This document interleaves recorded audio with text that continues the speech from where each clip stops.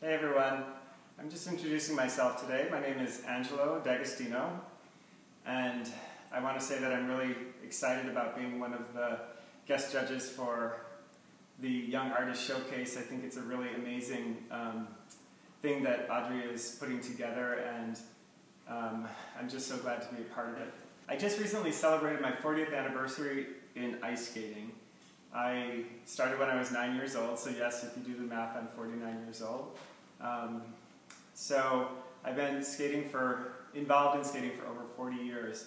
I grew up in Chicago where we all knew how to ice skate at a very young age, and at age 9 I already knew I wanted to take figure skating lessons, and so I did.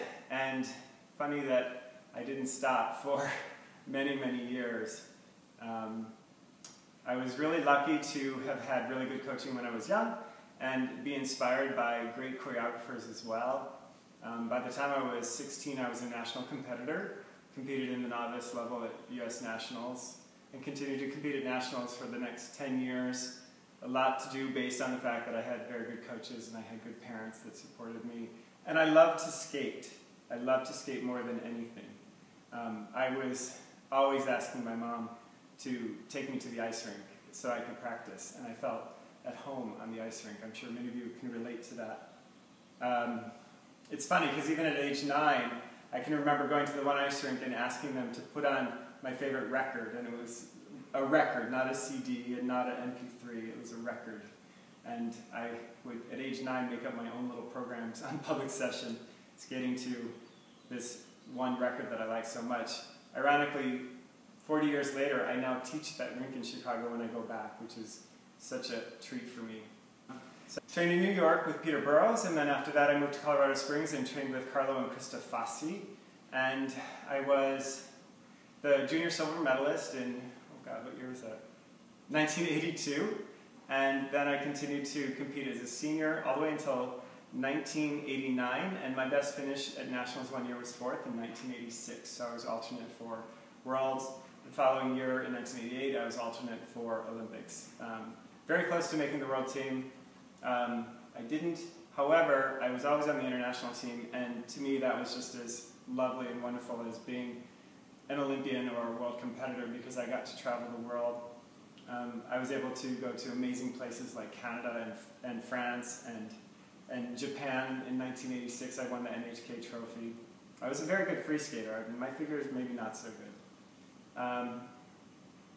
Anyhow, I had a very, very great career as an international competitor, and I'm really lucky that I got to see a lot of the world. But the thing that I think I'm most grateful for is the exposure that I got to so many amazing, amazing choreographers.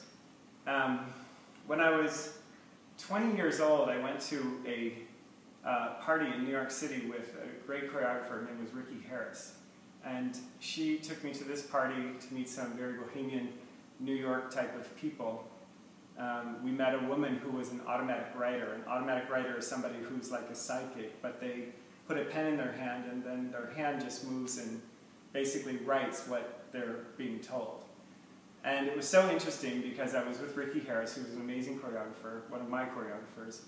And at the end of this automatic writing, she said to me, the woman said to me, "And someday you will be a choreographer." And that was when I was 20 years old, and I think that notion stuck in my head for many, many years. And even though I haven't done as much of it as I thought, it's the thing that brings me so much joy. But I was really lucky to work with people like Ricky Harris, Ushi Kessler. I also worked with Sandra Bezic, and I worked with the great Sarah Kawahara many times in Ice Capades. Philip Mills was one of my main choreographers at the end of my career. We had a really, really great connection.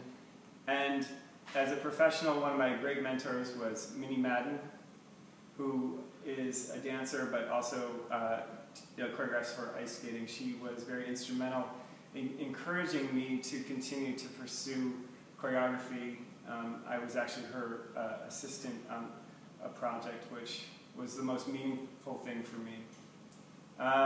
I think just that experience of being exposed to a lot of different choreographers was invaluable, because I got to get a sense for how different it can be and how many textures and layers there are in choreography.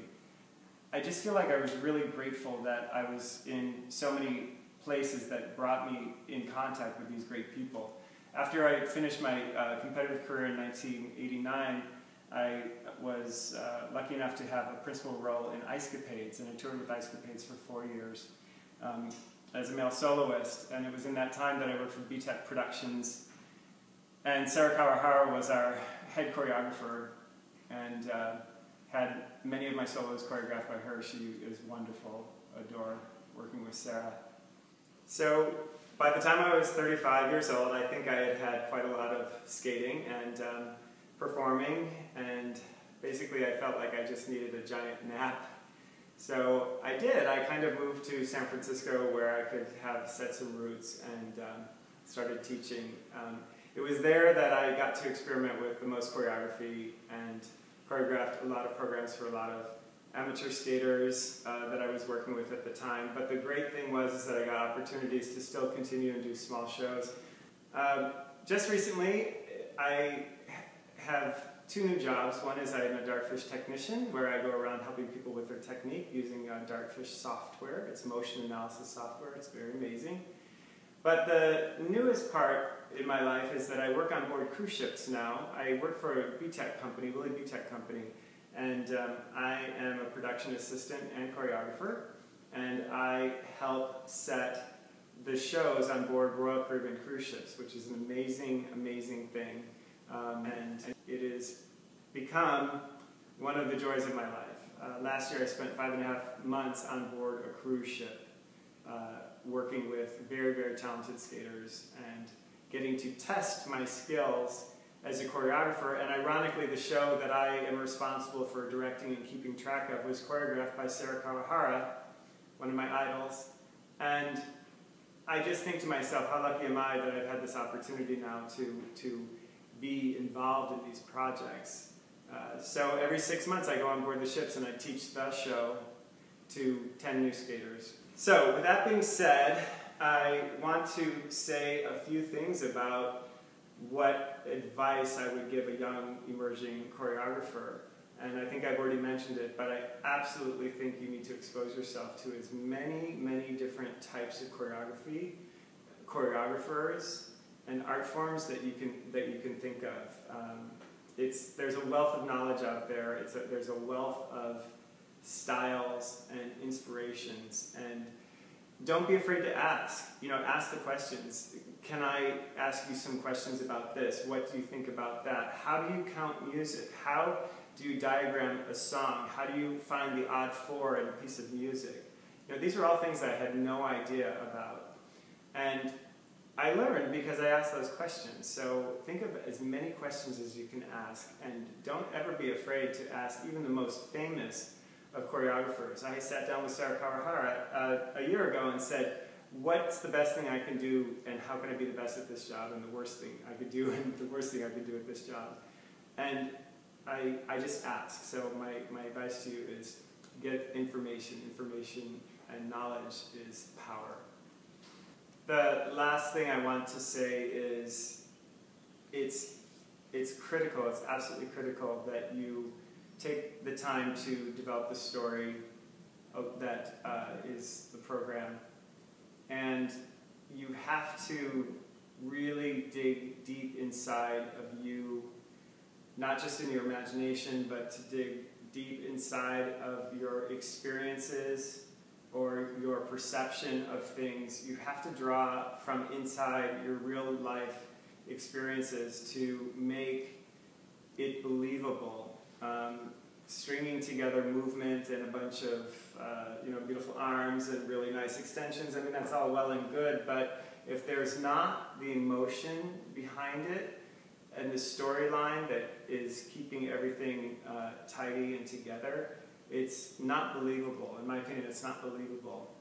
And I want to encourage you all to go into places inside that, if it feels a little awkward or uncomfortable for you and a little scary, I'm going to tell you that you're probably on the right track. So go to that place that feels a little vulnerable, because that's the true emotion inside, and somehow or another you have to bring that out through the story of the program.